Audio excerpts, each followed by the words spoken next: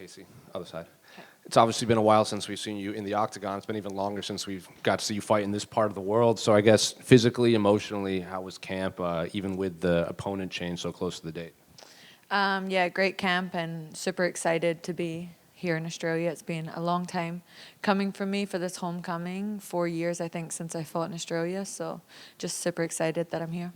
When they announced this card, did you think it was a no-brainer that they would put you on this? Because they had been to Australia since you came to the UFC, but this part of the world never really got to see you fight here. Yeah, I think that as I was like building and growing and they had me in the Apex and the Australia cards kept happening, I was like, one day, one day. And then last year I got booked on Sydney, but something happened and I fell out. So I got booked on this card and I was super excited. Then I lost my opponent and I was like, oh my God, am I never going to fight in Australia in the UFC? So a little stressful for a minute, but grateful that Luana took the fight and I'm still here. Well, Luana, like you mentioned, she's on a bit of a run in the UFC, and she's very popular now. So, is this even just a better case scenario, like a bigger named opponent, and more eyes on you here in Australia?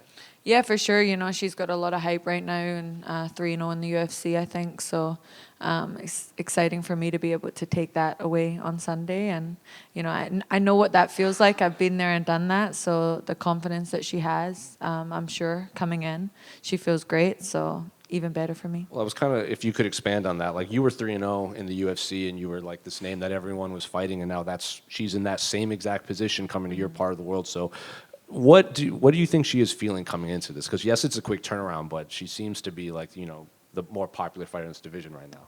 Yeah, she'll be feeling like pretty confident, I'm sure. You know, she just got a big finish and everything. So I'm sure that she's riding a wave of positivity, but I feel good too. And she has to get in there and fight me at the end of the day. So we'll see what happens on Sunday. And then after your last performance, you posted something on Instagram that during the fight, you just couldn't do what you were doing in camp. You said it was a good camp even in your last fight. So did you have to adjust anything just mentally coming into this so you don't feel like that again? Yeah, I started talking to a sports psychiatrist as well after that last fight, but I'm not sure if that even had anything to do with it. I talked to a lot of people who have been in the UFC for a long time, and they all say that some nights you just, you know, you don't show up. You can't expect to be on 365 days of the year. And, you know, you pick a date 10 weeks out and you're like, I need to be ready on this day. Some days you're not. And, you know, you just got to learn to roll the punches. What is it like being in a UFC, you know, a high pressure UFC fight, and your body is not reacting to what you want it to do? It's kind of weird, but to be honest, like when you're in the cage, you kind of drown out all the noise. So it does just feel like something weird is happening, but I guess there's just a lot of people watching. And then once everything's happened, the fight's over and you're leaving, you're like, oh wow, there was actually a lot of people here that just saw that happen. So yeah. And then two quick ones for me unrelated to this fight, but November 1st they're going to implement those new rule changes with the 12-6 elbows and the new definition of grounded opponent. I'm curious, did you hear about these rule changes, and what do you make of the new rule changes? Yeah, I heard about them and I love them, especially the knee one. You know, I think people play that game too much where they try and put their fingertips down so that they can't get kneed. So just gives us more opportunity to land damage in close. And then the 12-6 elbows, obviously, that was famous with John Jones. So yeah, it's great. And then I'm sure I know your answer to this, but how do you see the main event between Israel and Dricus playing out? I'm obviously rooting for Israel being here in Australia. You know, I would love to see him get the win in front of a like relative home crowd and get that belt back. Casey, just over here to your left. This is your first camp, not at Extreme Couture in Las Vegas, I guess. What was the thought process behind that? Yeah, I just wanted to get a fresh set of eyes, I guess. You know, I think when nothing's broken, you don't fix anything. So just now that I had a couple of losses or setbacks, just look back and evaluate myself and things that I could do differently, and just get a couple of different opinions as well from people that I know have great fighters and that I trust. Is that something that'll be a permanent move moving forward, or just kind of playing it by ear?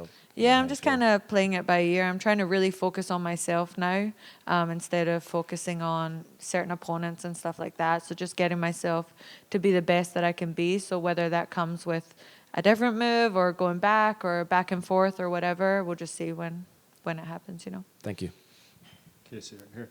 I'm sure you've heard this one before, but your strikes landed per minute record is the highest in the UFC, 8.71. What do you just kind of attribute to that? Like your high output, no one else who's had as many fights as you've had is even close to you in that statistic.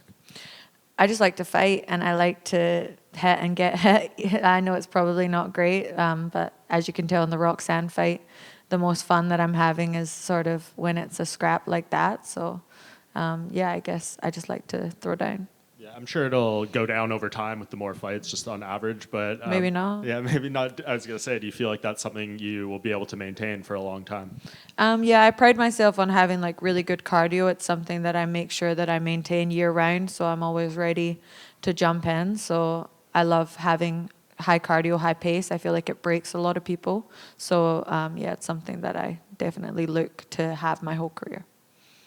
And Casey, you have obviously your Scottish roots, Scottish flag, training in America, but you did a lot of your time in Australia. Can you talk about how important fighting in front of Australians are and kind of getting the love from Australia? Yeah, so like my whole MMA career has been here in Australia pretty much. My whole amateur career was here. I started MMA here, put everything together here, and then had my first 4 professional fights here in Australia. So going to the live events before I was in the UFC, it was always my goal to be in the UFC one day and fight here in Australia. So very excited that it's here. And obviously the regional promotion you came up in is on this weekend as well. Is it important to kind of go back to your roots to see where you came from to obviously the sort of star you've become now?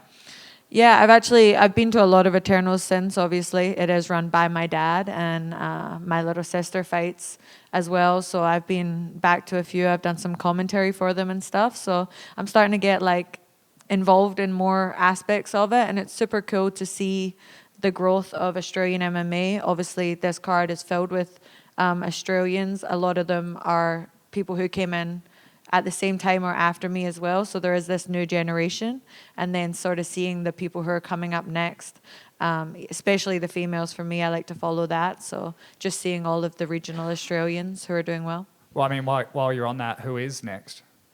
In terms of females? Yeah. I would say Jacinta Austin's probably the closest. She's been doing really well. I think maybe 1 or 2 wins away from getting in. Thank you. Thank you. Casey, right here. You had one of the more interesting celebrations, I think, when you beat Antonina Shevchenko. How do you think your celebrations compare to Raygun? And are we gonna see another celly after this weekend? You are actually. I was practicing it this morning when I was training, so I'm not gonna give it away though. You gotta wait and see what my celebration's gonna be. And I know there's a bit of history there between you and Veronica Hardy. She's on a bit of a win streak now. Is that one you want to get in the future? Yeah, sure. I'd love to fight everybody in the division. You know, I think I've always said that. I think that as long as you can stay in the UFC and continue to do well, you'll end up fighting everybody. So, yeah. And sure, I guess it's kind of a little bit of a grudge match, maybe. Cheers. This guy stole my question about ray gun. Thanks, mate. But I'll go on to obviously a bit of history as well, because your fight on Sunday will be only the second women's bout at UFC in Perth. Mm-hmm. But you're creating a little bit of history because you'll be the first Australian woman to fight in Perth. What does that mean to you? Wow, that's awesome. I actually didn't know that. But yeah, super cool. My last regional win before I got signed to the UFC was actually here in Perth as well. So it's been something that I've sort of been looking at as a manifestation kind of, or something, I guess, something along those lines. But it was my best performance regionally. So I'm looking to put my best performance here for Perth and get the crowd going. And it'll be nice to have a crowd who's actually behind me this time, because obviously in Houston, I had that incident, I guess, but it's nice to have some Aussies around.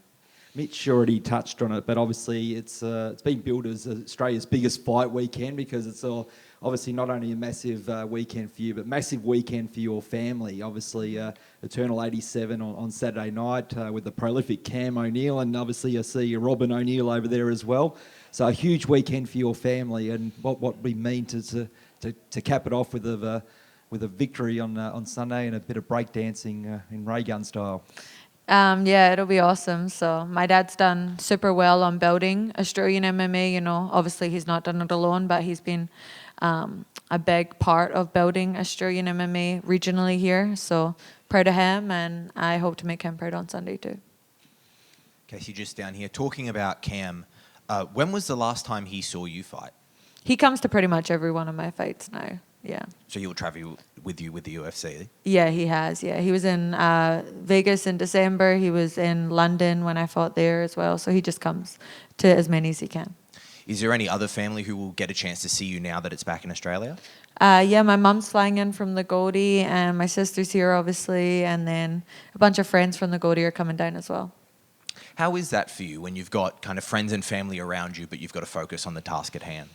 It's all right. I actually experienced it kind of in London. My family who live in Scotland came down for that one, so I've got some practice of it now, and I like to just like let them be and see them after the fight. Awesome. Thank you very much. Thank you.